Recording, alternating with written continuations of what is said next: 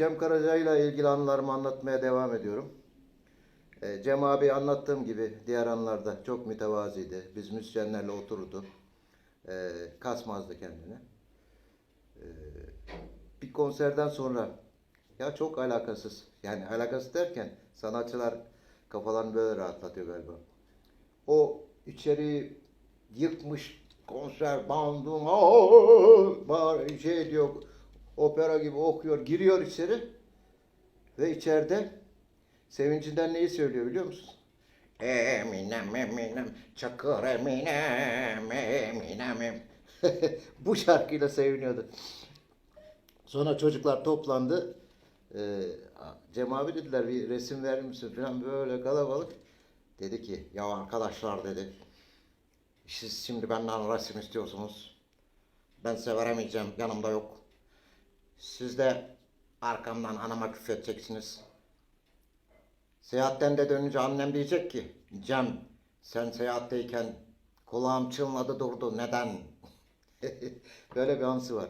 Sonra efendim bizim Asli sinemaya geliyor. Orada o zamanlar devrimcilik yılları, sol, koyu solcu Cem abimiz de devrimci. Gırla gidiyor şarkılar. Düşme mahpus damlarına öğüt veren bol olur. Düşme mahpus damlarına öğüt veren bol olur. Toplasam o öğütleri buradan köye yol olur. Toplasam o öğütleri, böyle devam ediyor. Tam şeye girdi ondan sonra onun meşhur şarkısı.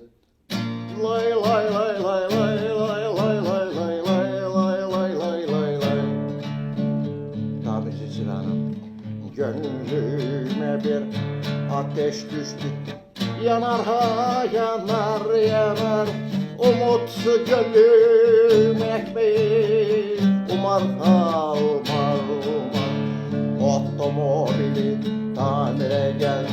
Tüm bizim tamirhaneye görür görmez vurularak başladım ben sevmeye derken şimdi herkes böyle eller şeyler devrim şarkıları gırla gidiyor.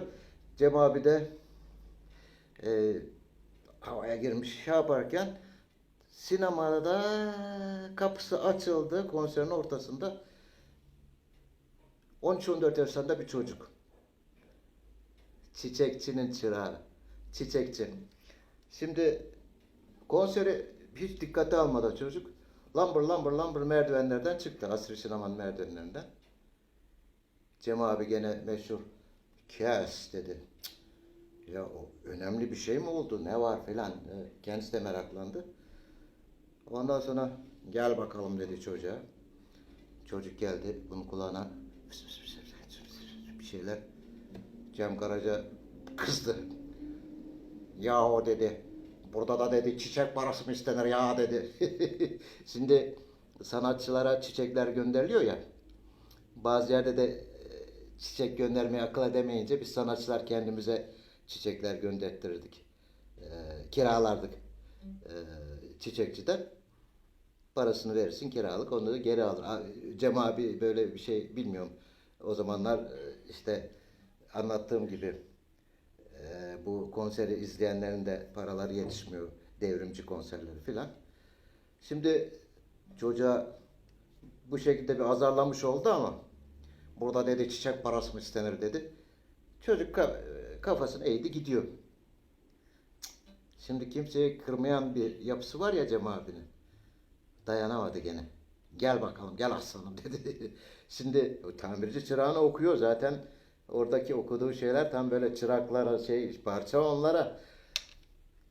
Ama tabii konserini de bölmüş Cem abi de kız. Fakat sonra baktı ki çocuk üzülecek. Gidip patronuna ne diyecek? Gel bakalım dedi. Kaç para dedi.